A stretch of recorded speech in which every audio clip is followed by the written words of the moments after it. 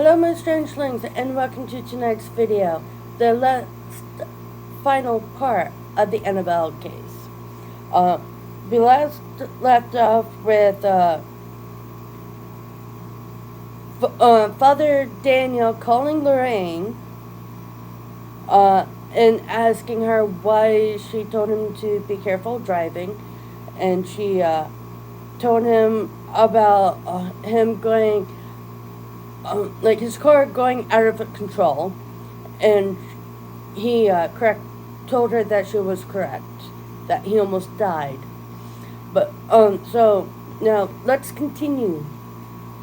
Later in the year, at a large social gathering at the Warrens' home, Lorraine and Father Daniel went into the den to chat for a few moments. By a strange coincidence, Annabelle had moved into that room that day before. While speaking with Lorraine, the priest saw an ornamental wall decoration make a quick movement suddenly. The 24-inch long boar's tooth necklace above them exploded with percussive force. Hearing this stunning noise, other guests immediately converged on the room, at which time someone in the crowd had the foresight to snap a photograph. When developed, the print was otherwise normal, except above their heads were two beacons of bright light, both pointing in the direction of Father Daniel Mills. On another occasion, Ed recounts, I was in my office working with the police detective on a case that concerned witchcraft-related murder in an area, in the area. As a cop has seen every kind of crime, he definitely not the sort of man who gets scared. While we were talking, Lorraine called me upstairs to take a long-distance call. I told the detective he was free to look around in my office, but be careful not to touch any of the objects because they'd come from cases where the demonic had been invoked. Well, I wasn't away any more than 5 minutes when upstairs came the detective, stark white.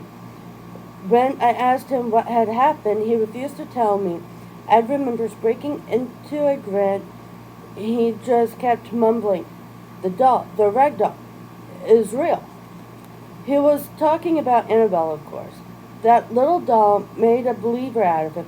In fact, as I think back on it, any meetings I've had with the detective from that day on have always been in his office. Just last week, a similar incident occurred here, Lorraine adds. While Ed was away in Scotland, we had a carpenter over to build an additional bookshelves in his office. The carpenter came upstairs and asked if I'd moved the Raggedy Ann doll to another place so he could continue working. In all honesty, the doll scares me, but Ed wasn't around, so I had to move it.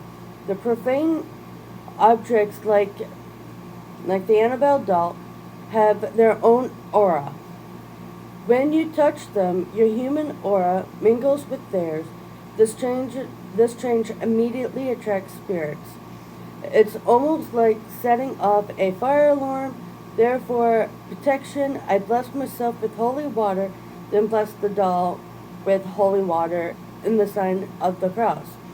When I asked the carpenter if he wanted to bless himself too, he gave me a kind of accommodating smile, saying he didn't believe in spiritual religion and told me he'd pass on the holy business.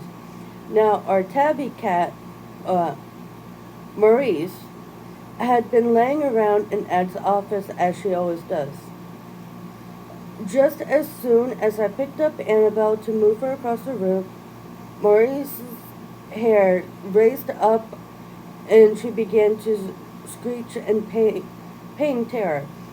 She edged over to the outside door and began making strange sounding calls I've never heard a cat make before.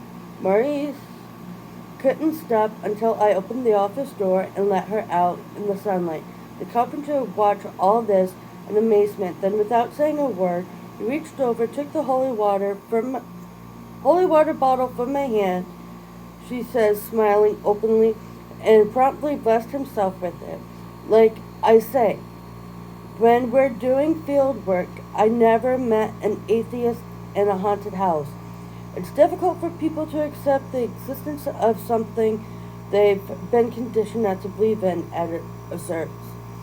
Still, lack of knowledge allowed this negative spirit to wrangle its way into the lives of three unwary young people.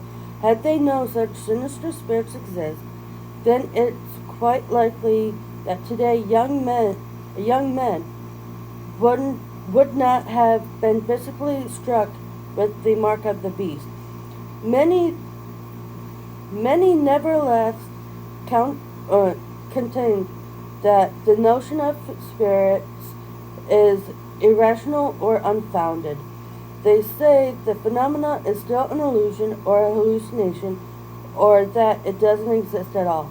At best, the activity can be explained by science, or can it? Recently, the Warrens broached this very subject on national TV. And that's the end for Annabelle. Not sure if that can.